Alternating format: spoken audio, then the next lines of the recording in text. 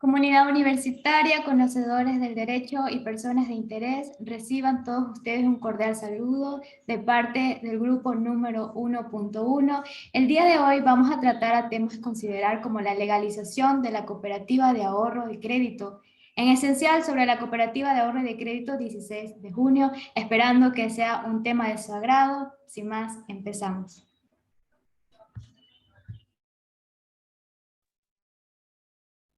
La Cooperativa de Ahorro y Crédito 16 de junio, en el cual se constituye de forma oficial con fecha de 16 de junio de 1980, la idea de crear una institución de crédito cooperativo para la Brigada de Infantería número 1 del Oro. Bien, cuando nos referimos a los fundadores y promotores, nos referimos a los socios que otorgan las escrituras de constitución para crear la sociedad, en este caso la Cooperativa de Ahorro y Crédito 16 de junio, siendo esta su obligación más importante. En general, las principales obligaciones de los socios fundadores es la de suscribir y desenvolver la capital social y también presentar e inscripción de la escritura de constitución, para lo cual se ofició a los comandantes de las 14 unidades militares de la provincia del Oro, teniendo una respuesta favorable con la participación de 65 personas integrantes de todas las unidades mencionadas, en el cual su primera asamblea tuvo en lugar de la Brigada de Infantería número 1 del Oro, contando con las ya mencionadas 65 socios fundadores. Siguiente diapositiva, por favor. Bueno, aquí también en esta reunión se detalla lo que es el orden del día, en el cual se tratan 5 puntos muy importantes.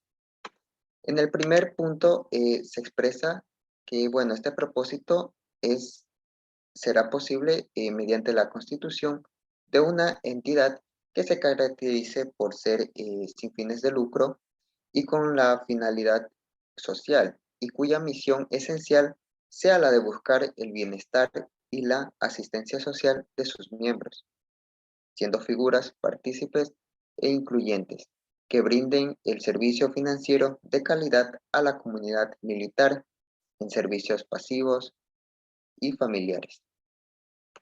Como segundo punto es que los promotores soliciten los presentes que propongan nombre y el espíritu en la entidad naciente, siendo la aprobación y por aclamación el que se llame Cooperativa de Ahorro y Crédito 16 de junio. Asimismo, el tercer punto nos detalla que se emociona que es necesario la designación de un directivo provisional para que, bueno, esto se encargue desde todo momento de la situación legal y administrativa de la futura cooperativa, en el cual se elige presidentes, vicepresidente, gerentes, secretarios y vocales. En el cuarto punto es la elaboración y el análisis del estatuto de la entidad sin ánimo de lucro, que se constituyen los fundadores y en el cual dan su aprobación por unanimidad, del cual sería el estatuto de la Cooperativa de Ahorro y Crédito 16 de junio.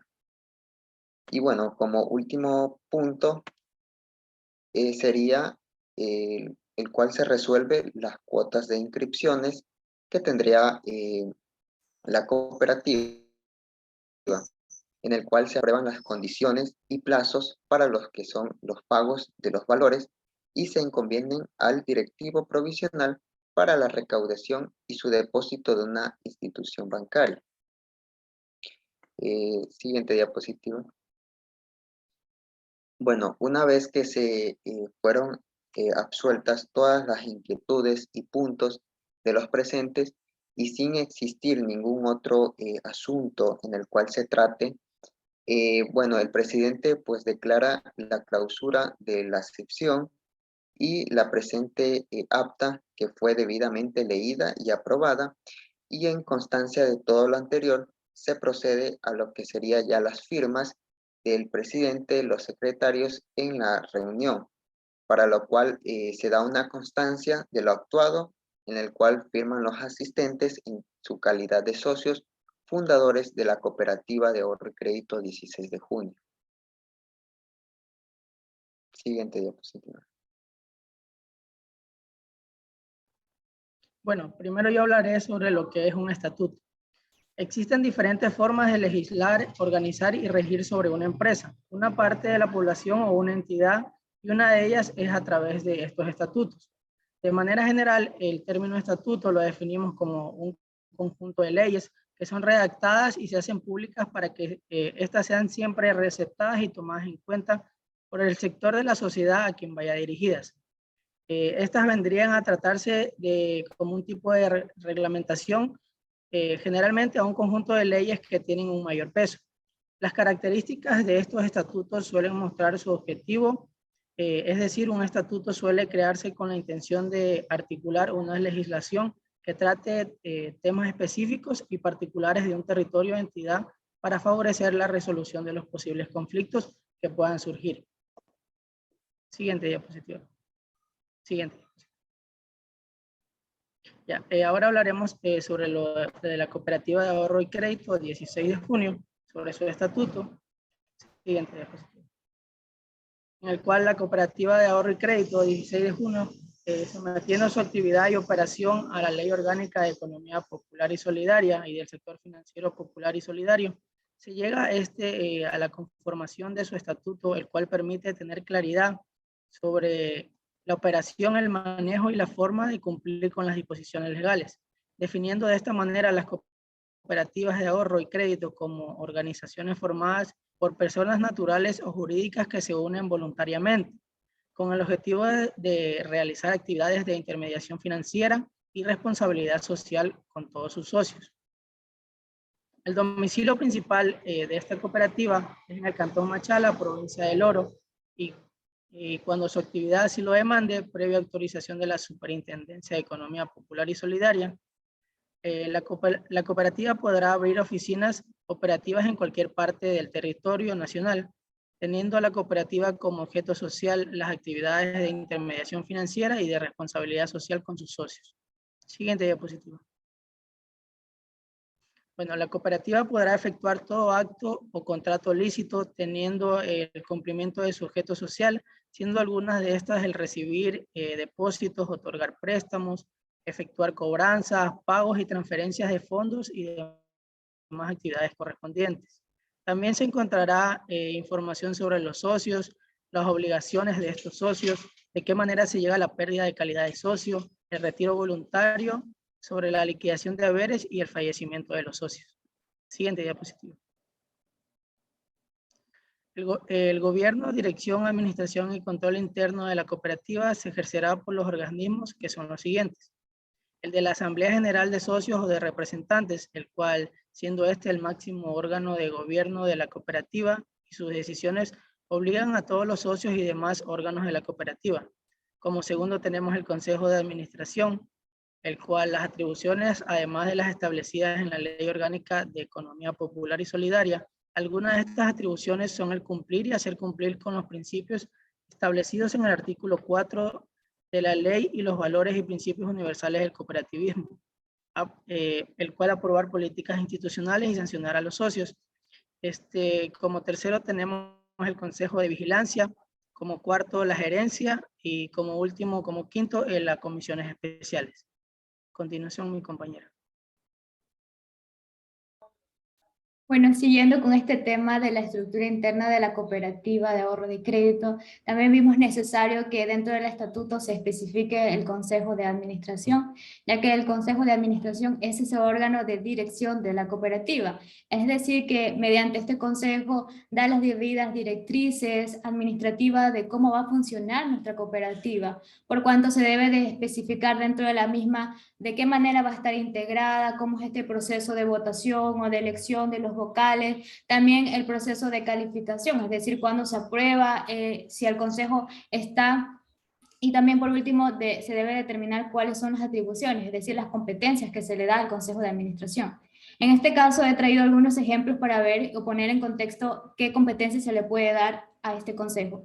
Tenemos, por ejemplo, proponer a la Asamblea reformas al Estatuto y reglamentos que sean de su competencia. Es decir, el Consejo se va a encargar de modificar ya sea el artículo, el contenido y asimismo también los reglamentos que se desprenden del Estatuto.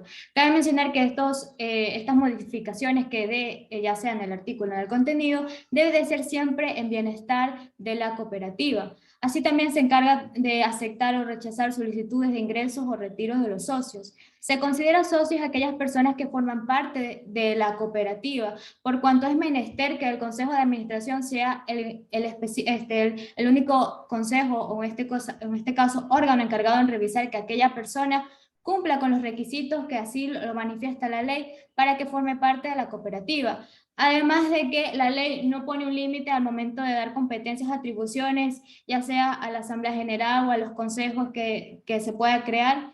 Por este caso, también dentro de sus competencias está conocer y resolver. Por ejemplo, en el caso de conocer y resolver sobre los informes mensuales del gerente, conocer y resolver sobre el contenido y cumplimiento de las comunicaciones de la superintendencia. En otro punto también tenemos el Consejo de Vigilancia, con la siguiente diapositiva. El Consejo de Vigilancia, por otro lado, es el órgano de control de los actos y contratos que autoriza el Consejo de Administración y Gerencia. Podríamos decir que el Consejo de Vigilancia es ese órgano observador y fiscalizador de la cooperativa, por cuanto se debe manifestar dentro del estatuto lo mismo, el proceso de integración, el de votación, de calificación, qué requisitos debe de cumplirse para formar parte de este consejo, y por último darle las atribuciones, es decir, las competencias. Y para ello también tenemos, por ejemplo, el controlar las actividades económicas de la cooperativa. Cabe mencionar que una cooperativa se crea sin fines de lucro, por cuanto esta tiene la finalidad de ir en beneficio para con la sociedad, por cuanto el Consejo de Vigilancia es encargado que esto se cumpla. También al presentar a la Asamblea General un informe conteniendo su opinión sobre la razonabilidad del estado financiero, balances sociales y gestiones de la cooperativa. Esta palabra es muy clave, ya que el Consejo de Vigilancia es el que se encarga de presentar de manera transparente sobre el estado financiero de la cooperativa. Y por último, también puede recibir y tramitar denuncias de los socios debidamente fundamentadas sobre la violación de los derechos por parte de directivos o administradores de la cooperativa. Este punto también considero muy importante, ya que estamos hablando sobre la vulneración del derecho. Entonces, si a un socio se le ha vulnerado un derecho, ¿qué va a hacer? El mismo puede dar al consejo, darle a conocer al consejo para que se haga la debida tramitación. Algo importante también es que tanto el Consejo de Administración como el Consejo de Vigilancia pueden tener disposiciones comunes, es decir, en el estatuto se puede especificar un apartado donde ambos se pueden guiar, por ejemplo, qué requisitos debe de tener, cómo van a ser sus sesiones, el proceso de votación, las responsabilidades, entre otros. Con la siguiente diapositiva. También vemos necesario que dentro del estatuto se manifieste sobre estas figuras importantes que es el presidente, vicepresidente y gerente. Tenemos el presidente, que además de ser el presidente de la cooperativa, también es el presidente de la Asamblea General, el presidente del Consejo de Administración. Por ende, es importante que haya un vicepresidente, ya que además de las facultades y funciones, atribuciones que se le den, en el caso que el presidente por casos de fuerza mayor o fortuitos queda inhabilitado, sería el vicepresidente encargado o en este caso de reemplazarlo. Y por otro tenemos a la figura del gerente. El gerente es el representante legal de la cooperativa. Algo muy importante aquí es que a diferencia del presidente y vicepresidente, el gerente no necesita ser socio para ser nombrado como tal. A este punto podemos concluir que la idea de crear una cooperativa de ahorro y de crédito nace de una razón social, es decir, de un porqué para su creación. Una vez que se tiene la idea de crearla para el bienestar de la sociedad, la misma debe manifestarse dentro de una acta de constitución. Esta acta toma puntos muy importantes sobre dónde va a ser el domicilio de la cooperativa, el nombre que se le va a dar, se manifiesta que los presentes están con la finalidad de crear la misma. Por último, se firma esta acta y además dentro de la misma debe manifestar la aprobación de un estatuto. Y hablar de estatutos no es otra cosa que son las bases elementales para la buena administración de la cooperativa de ahorro de crédito. Y por eso es necesario que dentro también se estructure un gobierno que es quien va a darle fe a lo que se mencione al estatuto, es decir, va a poner en práctica lo que se dice en el estatuto. Pero si estamos hablando también de algo, de una creación, de una cooperativa, también es necesario que dentro del estatuto en un apartado se manifieste de qué manera se va a disolver esta cooperativa. Y para nosotros, de manera subjetiva, la cooperativa se debe disolver con la voluntad de los socios, es decir, quienes forman la propia cooperativa. Muchas gracias. Muchas gracias a los presentes. Si tienen alguna duda, una pregunta, nos pueden hacer.